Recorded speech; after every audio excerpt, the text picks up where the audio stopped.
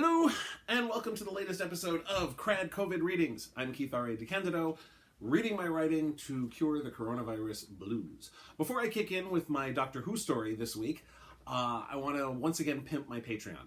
On patreon.com/crad, it's dirt cheap, and it helps me pay some bills. So you can, for $20 a month, you will get the following stuff. And if you don't want to pay as much as $20 a month, you can pay less and get only some of this stuff. But here's the full ride of what you can get.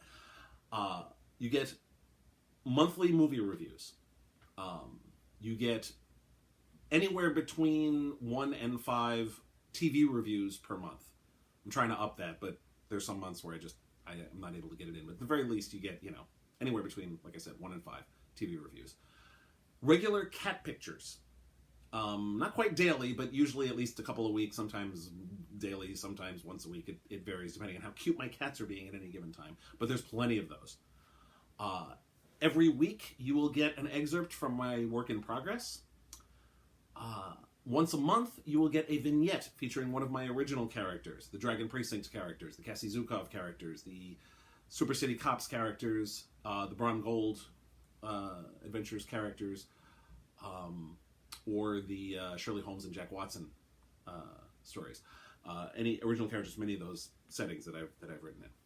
And finally, you get a first look at my first drafts as they're completed. Every time I complete a short story or a chapter of a novel, you will get to see the raw, unedited first draft.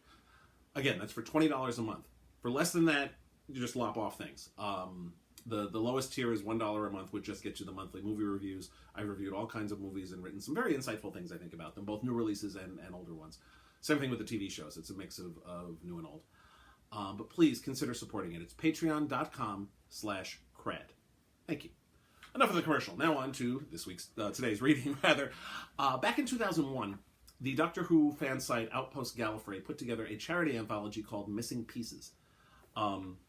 And I need to look it up just to make sure I get the exact name of the charity right. It benefited the Foundation for the Study of Infant Death and Down Syndrome Association.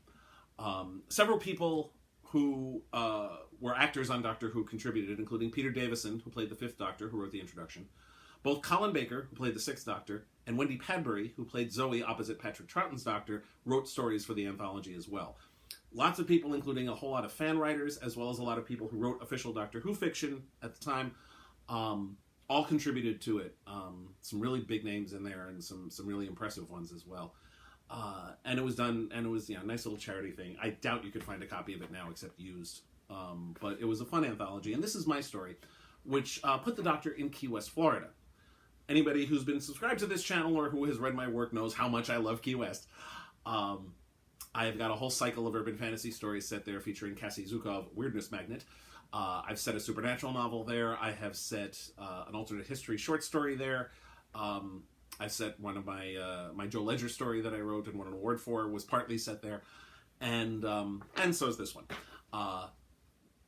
This is called Raymond's Room. Like my Cassie Zukov story, William did it. This riffs on the Raymond the Doll story, which is a great Key West legend.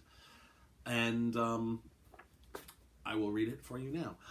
There's some... This story shares some DNA with the Cassie Zukov stories, which I was kind of in the process of putting together, although I hadn't sold any yet at the time. But anyway, without further ado, here is Raymond's Room. Howdy, Igor. I'll have a beer. No, one of the big ones. Yeah, I know, I ain't been in for a while. Been a little busy, what with the wedding, the move, the gallery opening, and what all else. Especially the what all else. You gotta stop drinking your own merchandise, Igor. I told you about all this already.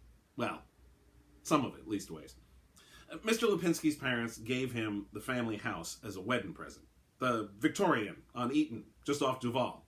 You know, the place with the turret across from the Bottroff house. Right, that one. Now, Mr. Lipinski, he's dancing a jig. This is the family house. He grew up here. Everything's great. Ms. Lipinski, though, she ain't so thrilled. She has her own family house that she grew up in, after all, and this ain't it. But it is a wedding present, so she goes for it. Of course, it made my job a lot more complicated, what with them just back from the honeymoon and the opening and all. Still, the wedding was done. The opening was more Ms. Osborne's problem than mine. That's Mr. Lipinski's agent. So, I just focused on the move. The opening? Hang on. I'll get to that. And give me another beer. So we're digging some junk out of the turret. Mr. Lipinski's parents said we can get rid of it, all of it, if we want. And then we find Raymond. No, Raymond's a doll. Ugliest damn thing you ever saw. Supposed to be a little kid, but to be honest, it looks more like a monkey. Handmade, apparently. Mr. Lipinski's grandfather got it from a Bahamian housekeeper they had. Oh, funny, Cassie. This is back in the early 1900s, all right? Back then, servants didn't come down here to Key West from Georgia like I did. They came from the Bahamas. You gonna let me tell my story? All right, thank you. So we find this doll. Thing's older than spit, but it's in mighty fine shape. Mr. Lipinski's happier than a pig in shit. He got it from Dr. Lipinski when, Oh, that's his dad, the local doctor. So was his father. Whole family's doctors, except for Mr. Lipinski. Poor guy hates needles, can't stand the sight of blood, and sucks at science. Nearly gave Dr. Lipinski a coronary when he said he was going to become an artist, but hey, he done good at it. So Dr. Lipinski gave him Raymond just like his dad gave it to him. Family heirloom and such like. From what I heard tell, Mr. Lipinski used to always blame stuff on the doll. You know, usual kid stuff. Daddy, I didn't break the expensive vase, it was Raymond. Mommy, I didn't take that candy, it was Raymond, and so on. Now, I don't think much of it, even though Mr. Lipinski spends near all his time with this doll like he's 4 years old again. Besides, I'm busy trying to integrate everything from Ms. Lipinski's old house and Mr. Lipinski's old house in a way that keeps them both happy. And it ain't easy keeping an artist and a musician happy when it comes to interior decorating. Hell, Ms. Lipinski made us move her piano 5 times before she liked where it was. Then Mr. Lipinski starts ordering furniture for the turret. Me, I figured he was going to use the turret for a studio or something. Gets a mighty fine light up there, and it's a good place to be solitary. Ceilings are a little low, but Mr. Lipinski ain't all that tall anyhow. Instead, he sets up the studio downstairs and says the turret's supposed to be Raymond's room. Well, yeah, Cassie, I suppose it's cute after a fashion. The problem, of course, is finding a full set of nice furnishings for a 1-foot-tall doll. One of the fellows who works for the Wreckers Museum found me someone. So now we had a whole room full of tiny furniture and that butt-ugly doll sitting in the middle of it. Another beer, Igor. Thanks. Now, I didn't think much of it, like I said. But then the weird stuff starts happening. One day, I'm throwing out the garbage, and I look up, and there's Raymond sitting in the turret window. Mighty creepy looking, I don't mind saying. I figured Mr. Lipinski must have put him on the windowsill. Now, mind you, there ain't nobody in the house except me and Ms. Lipinski, and she's down in the kitchen. I go inside, get another bag, I go outside. The doll ain't in the window. I figure I'm just seeing things. But then that night, Brandy tells me, Brandy's the cook, Igor. And you don't never see her because she don't drink. Anyhow, she saw the same thing when she went out to tell some tourist that we weren't a bed and breakfast. And that was when the turret was locked. Next day, an electrician comes to fix some wiring problems, and he swears that he hears noises from the turret when there was nobody up there. Still, I don't think that much of it. Like I said, I'm not one for ghost stories. They can sell that to the tourists if they want, but I lived here 30 years. I ain't never seen one. So once the Lipinskis are all nice and settled in, and all the furniture's in, and everyone's happy, Mr. Lipinski's spending all his time in the turret with the doll. All he talks about is Raymond. Whenever he talks to me, it's to make sure all of Raymond's stuff is all right. Hell, he even blamed Raymond for taking a couple missing light bulbs, like he was justifying something to his daddy all over again. And all this with an opening in a week. Yeah, I'm getting to the opening. Another beer, Igor. So the opening happens. Half the island shows up, like usual. Free food and booze and no tourists. Of course people are going to turn up. Well, almost no tourists. There's these 3 Brits. 2 Brits, 1 Australian. Way overdressed.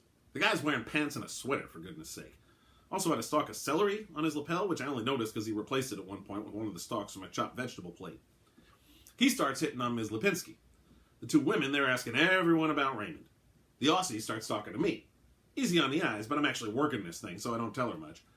Besides, something about her just rubs me the wrong way. Too intense. I talked with some folks afterward, and they were all a mite confused about those 3. The 2 women were asking all kinds of questions, mostly about Mr. Lipinski and Raymond. I figured it's just a bunch of tourists who managed to wrangle an invite, and we'd never see him again. Nobody else was telling them much beyond what we all knew. Mr. Lipinski was damn near obsessed with the doll, but it wasn't that big a deal. Hell, lots of people thought Mel Fisher was crazier than that, and he's a local hero. Of course, he actually found that gold he was looking for, too. So then Ms. Lipinski walked up to me, introduced me to the guy, said he was just called the doctor, if you can believe that, and then he and his friends had be coming to dinner the next night. I had to admit to being surprised at that. Didn't expect her to go for inviting some tourists over, but she said he was some kind of art expert or something. Didn't explain why his two girlfriends were asking about Raymond so much, but she's the boss, so I said the same thing I always do when she tells me to do something. Yes, ma'am. A couple other people came over too that night, mostly other artists from the island, wanting to see the new place. Brandy outdid herself, making her best conch fritters, some barbecued shrimp and scallops, and a big old salad. Turns out the doctor knew all kinds of stuff about Mr. Lipinski's work, so the two of them spent the whole meal gabbing away about art. The Brit woman, her name was Nyssa. She seemed a little shy, but the Aussie woman, Tegan, she was talking with Ms. Osborne. After dinner, Ms. Lipinski invited everyone to stay a while. Some folks went out onto the patio for drinks. Some others wanted to explore the house. I commenced to cleaning the dining room table and helping Brandy with the kitchen cleanup. Ms. Javanka and Ms. Osborne came down the stairs from the turret at one point. Ms. Javanka looked like she'd seen a ghost. "He was talking to it." "That's just Douglas," Ms. Osborne said. "He's an artist." I asked him what was wrong, but Ms. Osborne just muttered something about Douglas and his silly doll and went out to the patio. Ms. Javanka didn't go out with her, though. Instead, she looked at me. "Glenn, how long has the doll been here?" "Years. I think it was first brought to the house in 1904. It's been packed in the turret since the 40s or thereabouts. We dug it out about 4 or 5 weeks ago. Actually, it was the beginning of last month. Why?"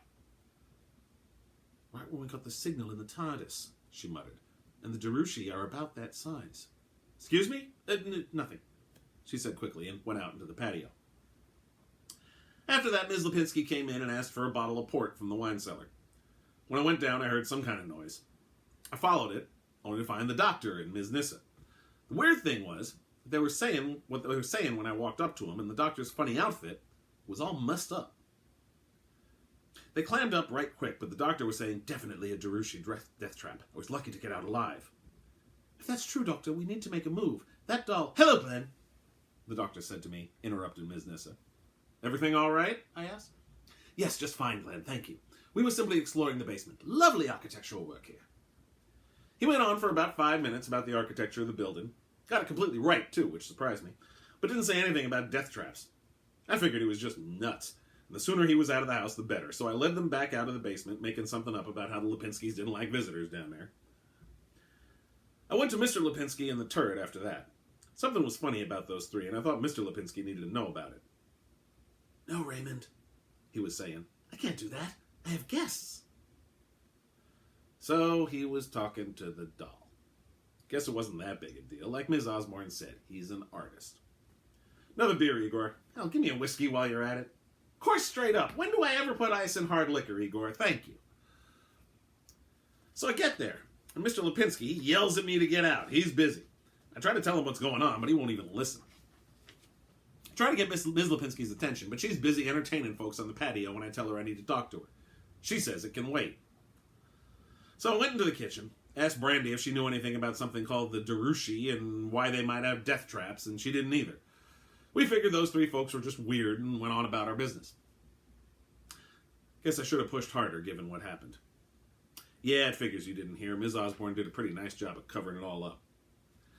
No, Ms. Lipinski didn't visit a place up north. Not really, anyhow. Honestly, I can't say what did happen. Something trapped me and Brandy in the kitchen, and by the time we got out, Mr. Lipinski had locked himself in the turret, and Ms. Lipinski was gone. We saw Ms. Osborne talking to the doctor, Ms. Nyssa and Ms. Javanka, and she was saying, "I'll take care of everything, doctor. Thank you." "Won't people notice Ms. Lipinski is, well, missing?" Ms. Nyssa asked. "Like I said, I'll take care of it." "I can't believe it wasn't the doll," Ms. Javanka said. "I was sure." "Books and covers, Tegan, books and covers," the doctor said with a smile. "The Darushi, or rather Ms. Lipinski, fooled us all." "Ah, Glenn and Brandy, I hope the Hawkinsian force field didn't put you out too much." I had no idea what the hell he was talking about, and said so. "Don't worry about it," Ms. Osborne said, before the doctor could say anything. Then she told me about how Ms. Lipinski had gone off to visit relatives in the north, and Mr. Lipinski had locked himself in the turret with Raymond and wouldn't come out. "What do you mean, is that it?" "Yeah, that's it. The doctor left along with the other two. Last I saw them, they were looking at some kind of phone booth or something." Well, all right, there was one other thing. Mr. Lipinski He finally came out of the turret after 2 days. Ms. Osborne took him off to some kind of party or other, trying to get him to be sociable again, I guess. Anyhow, I was doing some cleaning. Brandy had the night off, so I had the house to myself, and I heard a noise from the turret. I went up, but Raymond was just sitting there on a tiny couch I got for him. Figured I was hearing things, so I went back downstairs. Then I heard the noise again, so I went up, and there was Raymond on the easy chair. Yeah, that's what I said too, and no, I didn't move him. That's when I decided that I hadn't had a day off in too long myself, and so I locked up the house and came here. Hell, I don't know what really happened. Something about those Darushi people. Me, I'm just doing my job. Raymond? Only thing I know for sure about that is that I need me another beer. And another whiskey. Thanks, Igor. Cheers. And that is the end of that. Thank you very much for watching. As I said at the beginning, please support me on Patreon, patreon.com/KRAD. Check me out online at dekendido.net. Read my blog at dekendido.wordpress.com. And please stay safe. Thank you.